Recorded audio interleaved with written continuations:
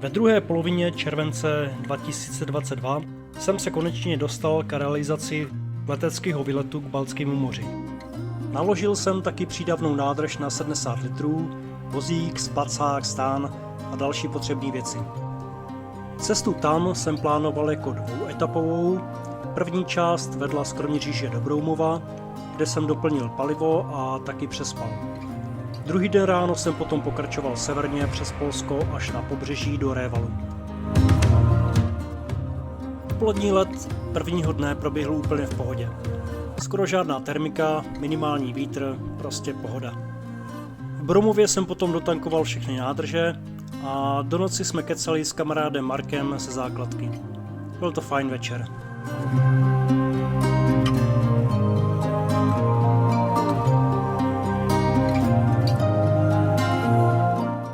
Ráno se budím ještě za šera, takže v klidu posnídám, balím věci a jdu se nasáčkovat do letadla. To je vždycky tak trochu napínavá procedura, protože nesmím zapomenout nic, pro co by bylo nutné se po naložení vozíku vracet.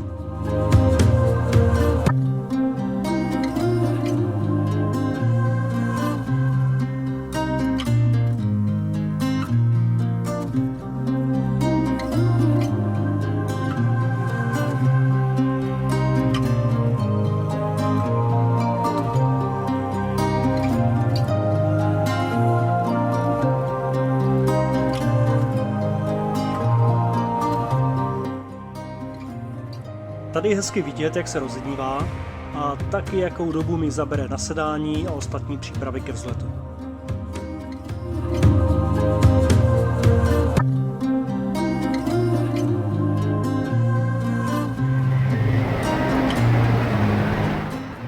Po vzletu nabírám nad Broumovem výšku a po jednom stoupacím okruhu už to mastím na sever. Krátká komunikace se službou Praha Information a jenom co přeskočím hranici, přelaďuju na Poznaň.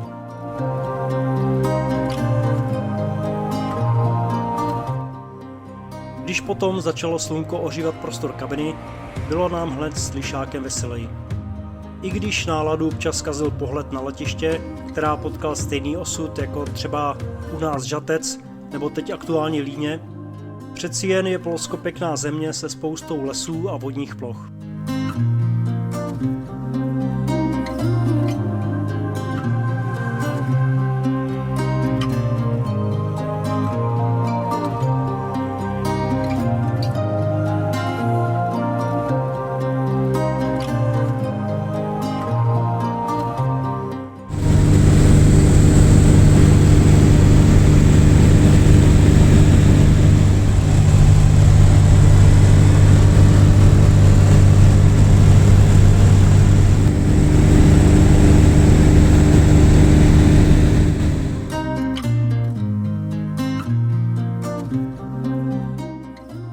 Potom poprvé na obzoru uvidím linku pobřeží a začínám vyhlížet cílovou destinaci. Užívám si krásný panorámata a začínám vytrácet přebytečnou výšku.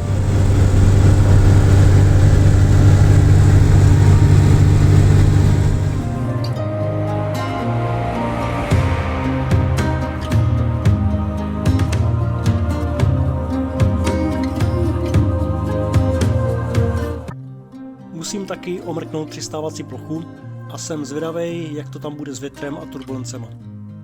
Nahoře foukalo od severu asi tak 6 metrů za sekundu.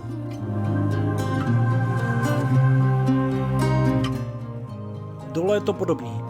Mírný severo-severozápad odhadem tak do 3 metrů za sekundu. A na runwayi jsem vyplašil nějaký ptáky, ale nenapadlo by mě, že se s nimi ještě několikrát setkám.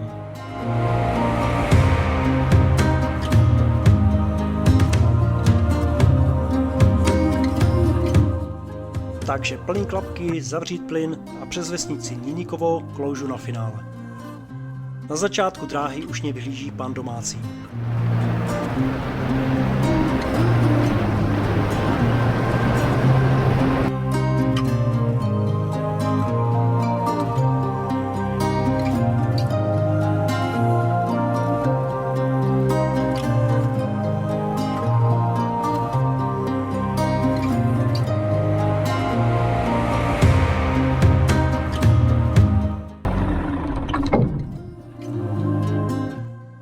tak jsem tady.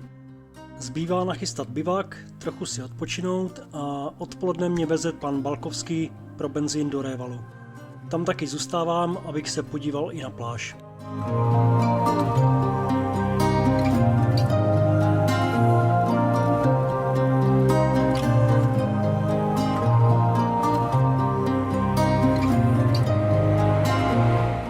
K večeru se vracím asi 3 kilometry zpátky k letadlu a ještě než půjdu spát, prohlídnu si dráhu, na který jsem přistával. Tam taky vidím a i poznávám ptáky, který jsem ráno vyplašil. Je to párek jeřábů popelavých. U nás jsou k vidění jen vzácně a mají typické volání.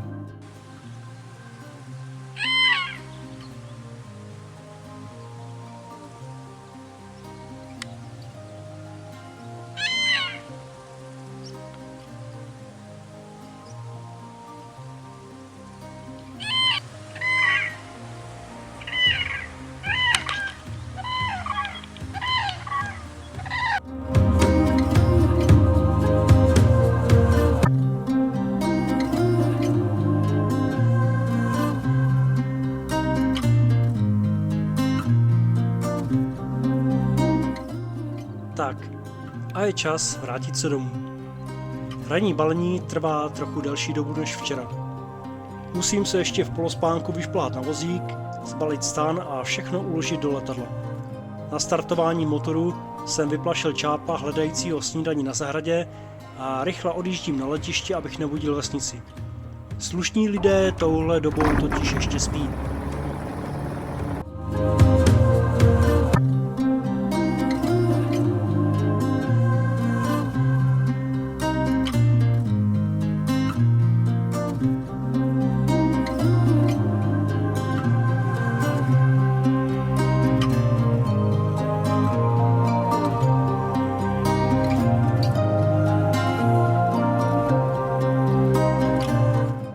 Poslední rozloučení se severskými jupeřinci i s pobřežím Baltského moře a s vycházejícím sluncem po levé straně mířím na jih.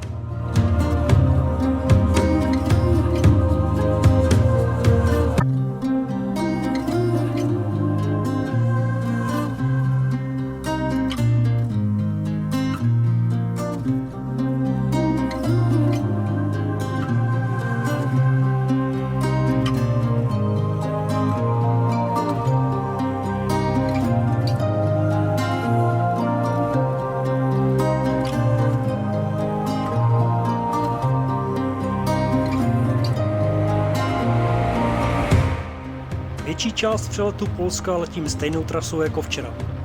Rozlehlé oblasti lesů, kde bych obtížně hledal místo pro nouzák, se střídají s mozaikou políček právě z rajícího obilí a zelennými pastvinami.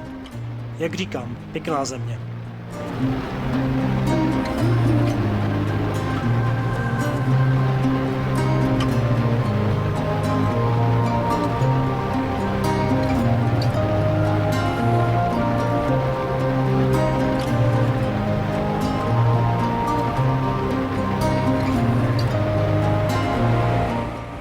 Jakmile se terén pode mnou začne víc vlnit, je to znamení, že se blížím k našim hranicím.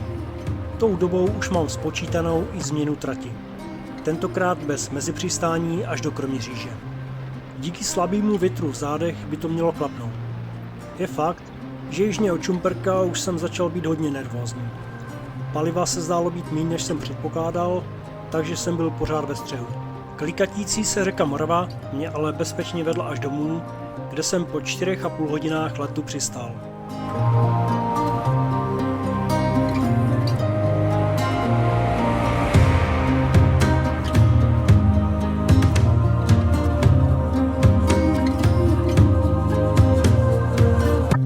Takhle nějak teda vypadá můj letecký čundr. Pokud to jde, tak dávám přednost malým letištím a spání ve stanu, a to i přes různé komplikace. Letos na severu, stejně jako před 2 lety na východě Polska, jsem potkal fajn lidi, tak doufám, že stejně příjemné vzpomínky budou mít i cestovatelé mířící k nám.